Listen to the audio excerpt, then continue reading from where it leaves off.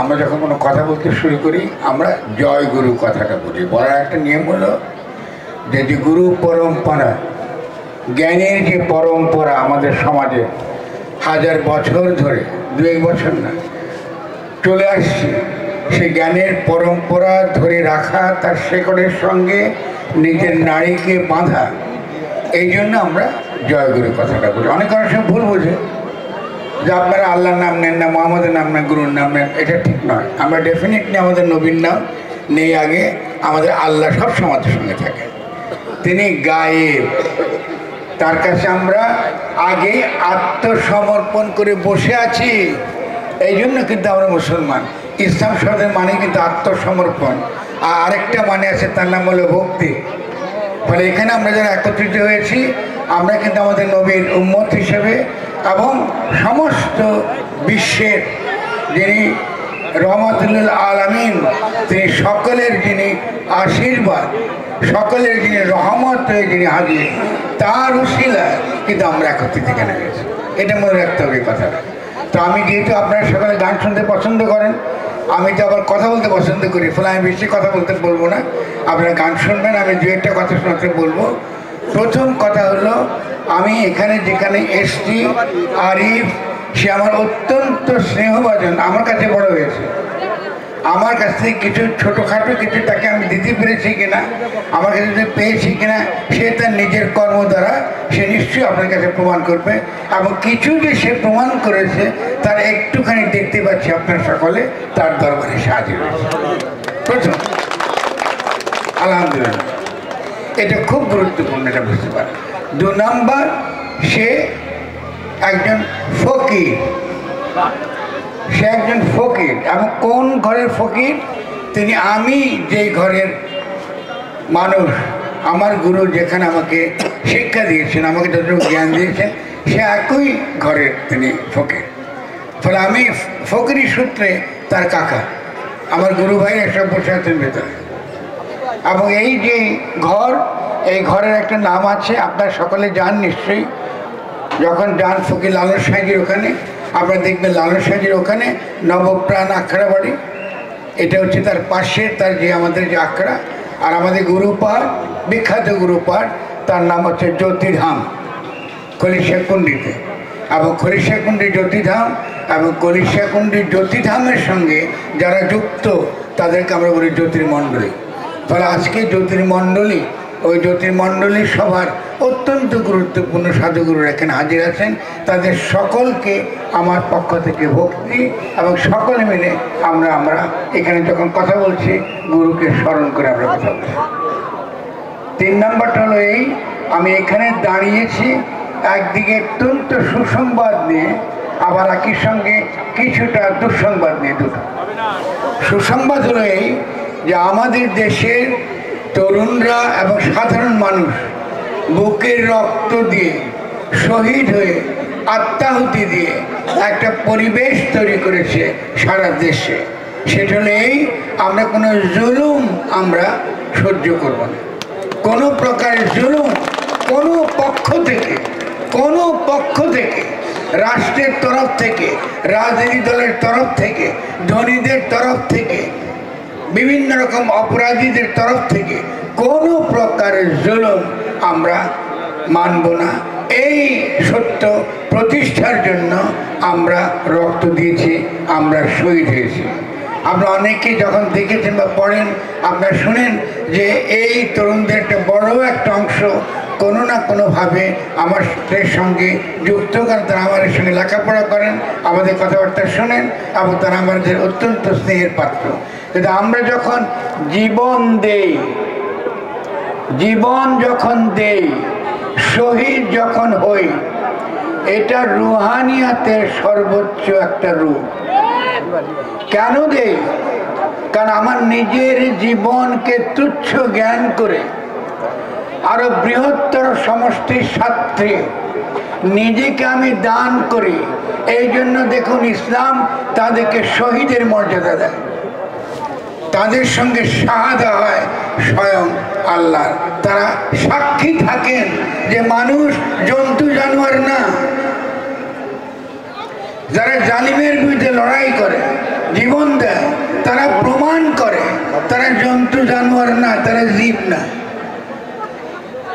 তাহলে আমি তাদের স্মরণ করছি, এটা খুব মনে রাখা।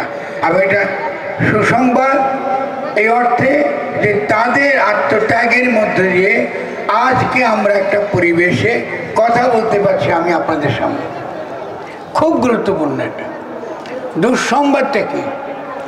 এই পরিস্থিতিকে ধ্বংস করার জন্য যারা পরাজিত, কারণ যারা বিভিন্নভাবে বিদেশি শক্তিদের দ্বারা যাদেরকে প্ররোচনা করা হচ্ছে, এবং এই যে আন্দোলনের সুফল সাধারণ মানুষ, আপনারা গরিব কৃষক মেহনতজীবী মানুষ, খেটে খাওয়া মানুষ, আপনাদের কাছে আসবার আগে তারা ছিনতাই করে নিয়ে যেতে চায়।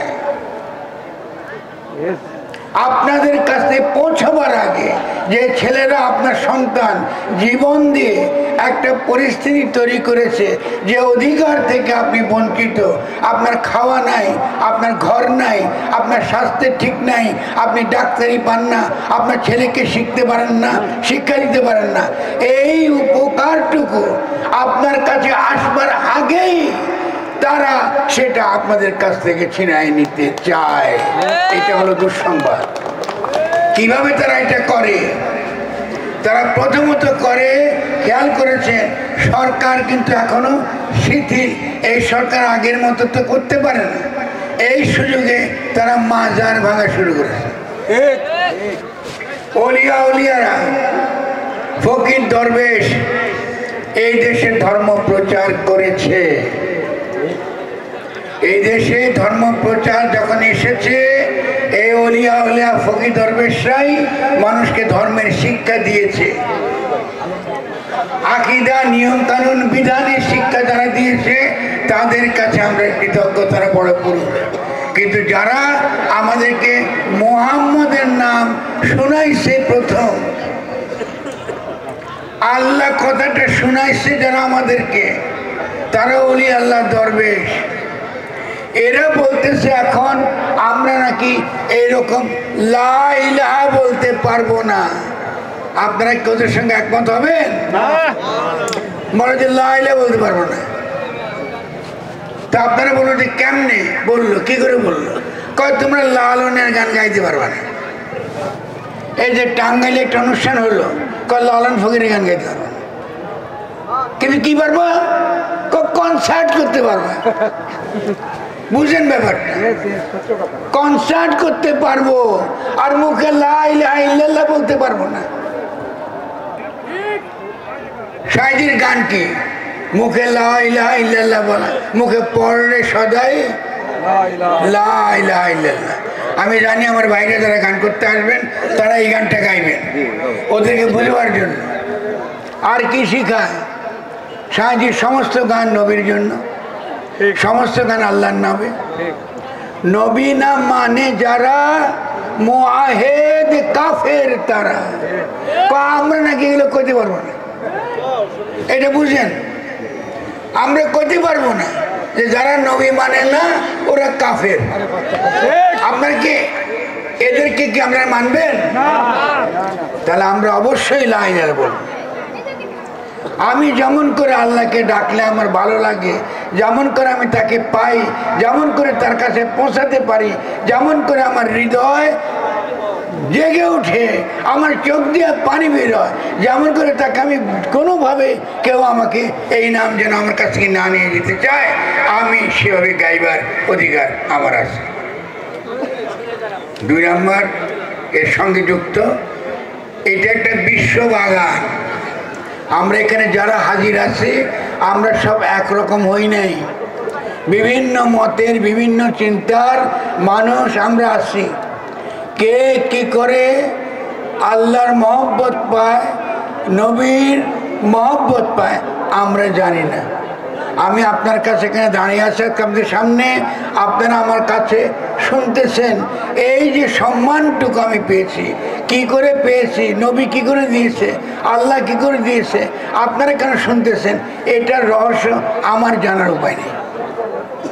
তাহলে এই যে আমরা বাগানে বাস করি, বিভিন্ন মতের মানুষ, বিভিন্ন ধর্মের মানুষ, কিন্তু আমরা আবার একত্র হয়েছি একই। এই যে একত্রিত হওয়াটা, এটা হচ্ছে বড় সম্পদ, পৃথিবীতে আর নাই। তারা আমাদেরকে বিভক্ত করে, আমাদেরকে আলাদা করে, একজনকে আরেকজনের বিরুদ্ধে লাগায়। বলে আমাদেরকে এগুলো সম্পর্কে সাবধান থাকতে হবে। এবার আমি আমার ঘরের কিছু কথা বলে শেষ করব। আমার ভাইরা এখানে আছেন, আমার গুরু ভাইরা এখানে আছেন। এটা আমাদের আত্মসমালোচনা করে। আত্মসমালোচনা হলো এই ভাবের গান, প্রেমের গান যখন আমরা গাই, সেখানে উড়াধুরা নাচ, উল্টে পুল্টে নাচ, পরিবেশ নষ্ট করা, বাইরে দয়া করে করি, আর কষ্ট দিয়ে না, আর জুলুম করে না আমাদের প্রেমটা। আপনারা ফকির লালন সাহেব ওখানে গেছেন, ওখানে লালন একাডেমি সরকারের। আপনারা যদি বাচ্চা বাচ্চা মেয়েদেরকে মঞ্চে তুলে খেলে উড়াধুরা নাচ করেন, ভাবের কথা নাচ শিখান, ফকির লালন সাহেব কি করছে কথাটা ব্যাখ্যা করে না বলেন, ওই পরিবেশটা নষ্ট হয়ে যাবে। ওখানে গাঁজা কিন্তু আমরা কেউ বসাই নাই, গাঁজা বসায় লালন একাডেমি। দোষ হয় ফকিরের। দয়া করে এগুলো করতে দেবেন না। কোনো দরবারে কোনো অনাচার দয়া করে করবেন না। যার ভাবের নেশা নাই, সে যদি অন্য নেশা দিয়ে নেশা করে, সে ভাবের লোক না। সোজা কথা। আল্লাহর নামে যার ভাব হয় না, যদি গাঁজা খায় তার ভাব হয়, ওর কথা শুনে লাভ নেই। কথা খুব পরিষ্কার। ওরা একটা আত্মসমালোচনা করার দরকার আছে, পরিবেশ সুন্দর করার দরকার আছে। যেদিন আমরা হাজার হাজার লোক খালি সুন্দর কথা শোনার জন্য, সুন্দর কথা শোনার জন্য বসে থাকবো, একটা কথা নিয়ে আমার জীবন বদলে যাবে, ওরকম পরিবেশ যখন তৈরি করতে পারবো, বুঝবেন সেদিন বাংলাদেশ বিশ্ব সভায় 1 নম্বর দেশ হিসেবে। এখানে আমার ছোট ছোট ভাইরা আছে না, আমার ছোট ভাইরা সেইভাবে গান শুনতে হবে। এর সঙ্গে যুক্ত করি এক একটা ঘরের বলছি বিশ্ববাগান, বিভিন্ন মতের বিভিন্ন চিন্তার মানুষ আছে, প্রত্যেকের সাধনার পথ বা তরিকা আলাদা হোক, অসুবিধা নেই, কিন্তু ফকির আর দরবেশ এক না, ফকির আর বাউল এক না, আর বাউল বলে কিছু নাই। এই জন্য আরিফকে প্রথম দিন যখন আসছিল আমার কাছে, আমি তাকে প্রথম একটা কথা আমার গুরুর তরফে বলেছি, তোমার নাম আজ থেকে ফকির আরিফ, আরিফ বাউল বলে কিছু নেই। কারণ এই ঘরের নিজস্ব তার একটা চর্চার ধারা আছে, তার একটা ইতিহাস আছে। এই ইতিহাসকে বলে নদিয়া। এটা আমি পরে ব্যাখ্যা করার সময় পাবো না, আপনারা পরে আমার পর রাগ হয়ে যাবেন, বলে আমরা গান শুনতে আসি, উনি এসে আমাদের ক্যাসা লাগাই। কিন্তু মনে রাখবেন, আপনারা এই নদিয়া, এই যে বিরাট নদিয়া মানে ভাবের যে জগৎ, সেই জগতের অংশ। আমার খুব প্রিয় ভাই আরেকজন এখানে আছেন, সুনীল কর্মকার। আপনারা তার গানে পাগল হয়ে যান, আমি পাগল হয়ে থাকি। তিনি যে অঞ্চলের, ময়মনসিংহ টাঙ্গাইল বৃহত্তর অঞ্চলের, এটাকে আমরা বলি শাক্ত ধারা। এটার একটা আলাদা ইতিহাস আছে। তাদের ভাব, তাদের চরিত্র, তাদের প্রকাশভঙ্গি আলাদা। তারা যেসব গান করেন, কি নাম জানেন তারা? কি কার গান গায় বেশি? জালালউদ্দিন খাঁ, উকিল মুন্সি, তাদের একটা ভাব আছে, খুব সুন্দর ভাব। ফলে তাদের উচিত ওই এলাকার যে ভাব, সেই ভাবকে তোলা। আর আমাদের ডেফিনেটলি সুনীলদা যখন নদিয়ায় গান করেন, তিনি সাজির গানও করি, আমরা জালালউদ্দিন খানও গানও করি, সকলের গান করি। কিন্তু যখন আমরা নিজেরা এক একটা ঘরে, ঘর শব্দটা যুক্ত হব, তখন সেই ঘরের তরিকা, সেই ঘরের ভাব, এটা ধরে রাখতে হবে। জগা খিচুড়ি বানালে হবে না, জগা খিচুড়ি বানালে লোকে কিছু শিখবে না। ফলে নদিয়াতে এরা তাদেরকে ফকির বলেন।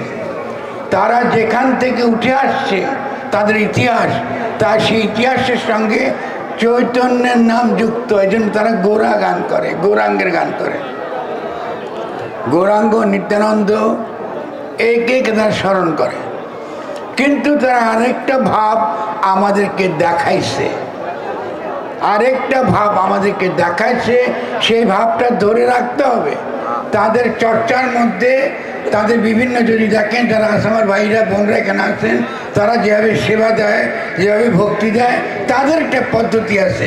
সেই পদ্ধতি আমাদেরকে মানতে হবে, জানতে হবে, বুঝতে হবে। নদিয়ার ভাবের 5টা ঘর আছে। আমি ওদিন আরিফকে বলেছি, সে ভাবের মধ্যে একজনের খুব গুরুত্বপূর্ণ তার গান, আমি জানি আরিফ শোনাবে, আজকে শোনাবেন। সেই গানটি জহরুদ্দিশা, উজ্জ্বল চৌধুরীদের ঘর বলে। আপনারা এগুলো ঘুরে গেছেন। আপনাদের এই এলাকা একসময় খুব বিখ্যাত ছিল, খুব বিখ্যাত এলাকা। এই এলাকায় যে জ্ঞানের যে চর্চা হয়েছে, ভাবের যে চর্চা হয়েছে, তা অসাধারণ। আমি আপনাদেরকে সালাম করি। তা আমি ওকে বললাম, তুমি জহরুদ্দির গান একটা আমাকে শোনাচ্ছি, জহরুদ্দিশার। জহরুদ্দির গানটা হারাই যাচ্ছে, খুবই দুর্দান্ত গান। তো এই গানগুলো ধরে রাখা, গানের মধ্য দিয়ে ধরে রাখা, আপনারা যখন চর্চা করবেন ধরে রাখা, এইটার মধ্য দিয়ে এটা আপনারা শুনবেন। আবার আমার ভাই আছে একটু একটা গান, তার কাছে আমি দেখে নিচ্ছি, ভূষণের গান, খুবই সুন্দর গান। তারা আমার ধারণা সহজিয়া বৈষ্ণবদের একটা ধারা, খুব সুন্দর। ফলে আপনি এই যে বাগান বললাম, এক একজনের ভাব এক এক রকম, সকলকে মিলা একটা বিশাল আনন্দের মেলা। এটা আনন্দের জিনিস না, এটা বিশাল সম্পদ। এখন মনে রাখবেন, যারা মাজার ভাঙে, তারা এই যে সম্পদ আমরা আছি, আমাদের দেশে এত বিশাল সম্পদ জ্ঞানের, ভাবের, তারা এটাকে ধ্বংস করতে চায়। এই নজিরটা আমরা দেখছি ইসরায়েল করে। ইসরায়েলে চিনেন কেউ? ইসরায়েলের নাম শুনছেন? ওই যে গাজার লোককে বোমা মারে সব ধ্বংস করে দিচ্ছে, আর যত স্থাপনা আছে সব ভেঙে ফেলেছে। কেন? কারণ ওখানে যে ইসলামের যে ইতিহাস আছে, আরবে ইসলামের যে ইতিহাস, এই ইতিহাসটা তারা মুছে ফেলতে চায়। মুছে ফেললে লোকে বুঝবে যে ওখানে খালি ইহুদিরা থাকতো, ওখানে যে ইসলাম ছিল, খ্রিস্টানিটি ছিল, খ্রিস্টানরা ছিল, এগুলা তারা মুছে ফেলতে চায়। এখন যারা মাজার ভাঙে, তারাও মুছে ফেলতে চায় এই দেশে কি করে ইসলাম এসেছিল, কারা এই দেশে ইসলাম এনেছে, কারা আপনার সত্যিকারের ইসলাম এই দেশে প্রচার করেছে, তাদের স্মৃতি তাদের সহ্য হয় না। তারা যে ইসলামের কথা বলে, আমরা পীর, অলিয়া উলিয়া, দরবেশ, আমাদের সত্যিকারের আলেম যারা, তাদের কাছ থেকে ইসলাম শিখে নেয়। তারা কখনো মাজার ভাঙার কথা বলে নাই। তারা শুধু বলছে, এই একটু আগে আমি যে কথাটা বললাম, তোমরা উশৃঙ্খলতা করো না, তোমাদের যে পথ, তোমাদের যে তরিকা, সেই তরিকা মতো চলো, সুন্দর করে চলো। কোনো আলেম, আমাদের বড় কোনো আলেম কখনো মাজার ভাঙার, অন্যের সম্পত্তি আঘাত করা, অন্যের সম্পত্তি নষ্ট করা, এটা ফৌজদারি অপরাধ। রাষ্ট্র এই মাজার ভাঙা বন্ধ করতে পারে নাই।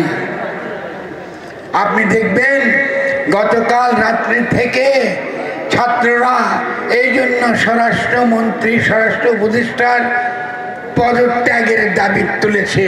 কারণ আমরা প্রথম থেকে, আমাকে দেখেছেন, মাজার ভাঙার বিরুদ্ধে আমি কথা বলেছি। যারা মাজারে হাত দেবে তাদেরকে প্রশাসনের কাছে তাদের বিরুদ্ধে নালিশ দেবেন। রাষ্ট্রের দায়িত্ব প্রত্যেকের সম্পত্তি রক্ষা করা। কেউ যদি কোনো নষ্ট করে, সে ফৌজদারি অপরাধ করে। রাষ্ট্রের দায়িত্ব তাকে রক্ষা করা। স্বরাষ্ট্রমন্ত্রী এটা করতে পারেন নাই, ফলে এখন তিনি সমালোচনার মুখে তিনি পড়েছেন। আমরা আশা করব তিনি সেদিকে মনোযোগ দেবেন, এবং যারা কথায় কথায় হুমকি দেয়, কথায় কথায় যারা মনে করে কে মুসলমান আর কে মুসলমান না, কে জান্নাতে যাবে আর কে জান্নাতে যাবে না, এই টিকিট বেচে যারা, তাদের সম্পর্কে সাবধান হয়ে যাবে। এই টিকিট বেচে যারা জান্নাতে, ওরা তো ব্যবসায়ী, এদের কথায় বলবেন না। আল্লাহর কাছে আপনাকে দায়ী হতে হবে। কেউ টিকিট দেওয়ার অধিকারী না। ইসলাম পরকালকে বিশ্বাস করে, কিন্তু ইসলাম পরকালের জন্য আসে নাই। যদি তাই হতো আমার রাসূলুল্লাহ এই যে গুহায় হীরা গুহায় জীবন কাটাইতো, ওনার কি জান্নাতের অসুবিধা ছিল? উনি কেন জালিমের বিরুদ্ধে লড়াই করতে গেছে? উনি কেন যুদ্ধ বিগ্রহ করছে? ইসলাম আসছে ইহলোকের শান্তির জন্য। আপনি যখন মুনাজাত করেন, রব্বানা আতিনা ফিদ দুনিয়া হাসানা, প্রথমে বলেন দুনিয়া সুন্দর করো, তারপরে ফিল আখিরাহ হাসানা, কয়ের পর আখিরাত। যারা ইহলোকের শান্তি কায়েম করবার জন্য, ইহলোকে ইনসাফ কায়েম করার জন্য, গরিবের পক্ষে, কৃষকের পক্ষে, শ্রমিকের পক্ষে, যারা খেটে খায়, গরিব মানুষের পক্ষে যারা লড়াই করে না, যারা জালিমের বিরুদ্ধে লড়াই করে না, তারা রাসূলের উম্মত হবার দাবি করতে পারেন না। খুব সহজ কথা। আর তুমি বসে বসে পরকালে টিকিট দিবা? তোমার যে কর্তব্য, সেই কর্তব্য তুমি পালন করো নাই, তুমি বসে বসে টিকিট বেচতেছো, কে জানাতে যাবে কে জানাতে যাবে না। আপনার উপর জুলুম করতেছে, মেয়েদের উপর জুলুম করছেন সারাক্ষণ, এটা হতে পারে। তো আমি আর কথা বাড়াবো না। আমি আপনাদের সবার কাছে একটু দোয়ার দরখাস্ত দিলাম, আমার জন্য দোয়া করবেন, দোয়া করবো আমার জন্য।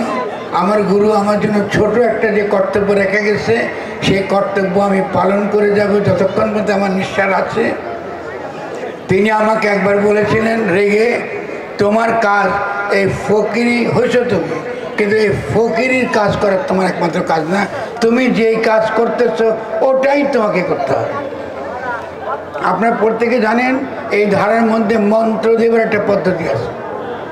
গুরু আপনাকে মন্ত্র দেয়, সেই মন্ত্র আপনার বুকে থাকতে হয়, এবং সেই মন্ত্রের ধারায় আপনাকে যে কাজ তিনি করতে বলে সেই কাজের মধ্য দিয়েই আপনার বিকাশ ঘটে। আমাকে তিনি যে মন্ত্র দিয়েছেন, আমাকে তিনি যে কাজ করতে বলেছেন, আমি সেই কাজ করছি।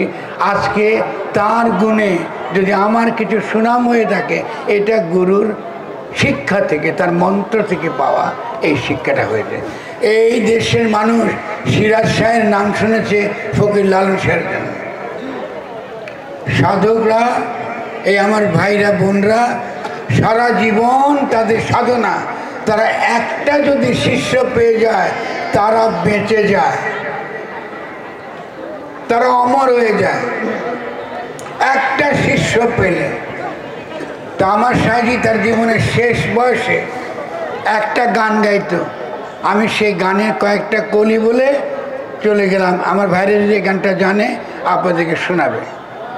এই কথাগুলো মনে দিয়ে শুনবেন, তাড়াতাড়ি বুঝবেন, তাহলে ফকরি ধারা কি বুঝবেন। গানটা হলো এরকম: মরলে, মারা গেলে, গুরু শিষ্যের একই আত্মা। ফকিরা পরকালে জান্নাত বলেন, বেহেশত বলেন, এটার জন্য তারা সাধনা জগৎ করে না, তারা আল্লাহর প্রেমে, তারা আল্লাহকে যায়। মরলে গুরু শিষ্যের একই আত্মা, তাই হয়ে যায় পরমাত্মা, ওটাই পরমাত্মা। এরপরের কলি হলো তোমার আমার একই কর্তা। শিষ্যকে বলতেছে গুরু, তোমার আমার একই কর্তা, তুমি আমায় পারে রবে। এই যে জগৎটা আছে, এই জগৎ আমরা পার হই আরেকটা শিষ্যের মাধ্যমে। গুরু থেকে শিষ্য, শিষ্য থেকে আবার গুরু, গুরু থেকে আবার শিষ্য। এই যে গুরু পরম্পরা, এর মধ্য দিয়েই যাকে আমরা পরম বলি, তার প্রবাহ চলতে আসে দীর্ঘকাল ধরে। আগে বয়ে অনন্ত ধারা, তুমি আমি নাম দেওয়ারা ভাবের পরে। এই একই এক, যাকে ওয়াহেদ বলে যিনি, তিনি কিন্তু আসা কিছু নেই, তিনি আমাদের সকলের মধ্য দিয়ে প্রবাহিত হচ্ছেন। তিনি আমাদের মধ্যে দিয়ে যাচ্ছেন। যে ধরতে পারে সে ধরে, আর যে ধরতে পারে না সে হারায় ফেলে। একেবারে অনন্ত ধারা, তুমি আমি নাম ব্যবহার ভাবের পরে। তুমি পাইলা নাকি আমি পাইলাম, এতে কিছু আসে যায় না। তুমি যদি ধরতে পারো ওই ভাবটা, তুমি যদি তাকে ধরতে পারো যিনি তোমার মধ্য দিয়ে প্রবাহিত হচ্ছে, তাহলে যে তুমি সাধু ফকির বড় মানুষ হয়ে গেল, মহাপুরুষ হয়ে গেল, তুমি তো পরম হয়ে থাকলা। তোমার নাম বিশ্বে রটনা হবে। এই ফকির লালন সাহেবজি এই জন্য মারা যায়নি। যদি মারা যাইতো তা আপনারা তার নাম জানতেন না। কত লক্ষ লক্ষ লোক, কত মহাজন, কত ধনী, কত রাজা, কত বাদশাহ আসছে আর গেছে, আপনারা এখন ফকির লালন সাহেবের গান শুনতেছেন এখন। আর তারা একদল আছে বলে লালনের গান গাওয়া যায়, দেখছেন এখনো মতো ওই লোক নাই, খবর নাই তার। ওর যারা অনুসারী তারা শান্তি ছাড়া কিছু বুঝে না, কারণ তাও নাকি গান গাওয়া শক্তি খেয়াল করে। তো সবার কাছে আবারও দরখাস্ত করছি আমার জন্য দোয়া করবেন। আপনারা ভালো থাকবেন, একত্র থাকবেন, ঐক্যবদ্ধ থাকবেন, পরস্পরকে ভালোবাসা থাকবেন, আর হিংসা পরিহার করবেন। আপনাদের সকলকে অনেক ধন্যবাদ। একটা ছবি তুলো সাথে।